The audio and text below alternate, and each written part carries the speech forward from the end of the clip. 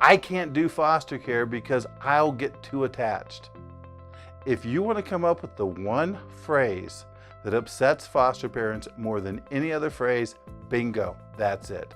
Go up to a foster parent who has a group of kids in their home. They have a lovely, wonderful family, and they struggle every day and every night to get everybody where they're supposed to go, getting them to bed, raising them in the morning, doing all the stuff that moms and dads do, and look them in the eye and say, I couldn't do this because I'd get too attached.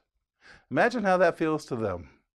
What? They're cold, heartless people who don't get attached, that they're just somehow doing it for the money? That sends a very bad message to foster parents. So if you learn nothing else from this list of myths, that's not only a myth, it's also something that really hurts people's feelings. So try not to say it. The reality is you do get attached. Of course you get attached. And some kids stay in your home forever. Some kids stay in your home for a period of time. Some kids go back to their biological parents, and some do that and still stay attached to you. I know foster parents who are still doing child care for the birth family that had the children in the first place. I know some foster parents who become uncles and aunts symbolically to the children in their care. I know a lot of foster parents that adopt the kids in their care. But the reality is you're going to get attached. It's kind of like saying, I don't want to date because I might get attached to someone that I date. I don't want to have a child because something bad could happen to them and I'm attached and then I would lose them. This is nature. This is life. This is the way the world's supposed to be. And in fact, the reality of you attaching to that child is where the healing for that child comes from.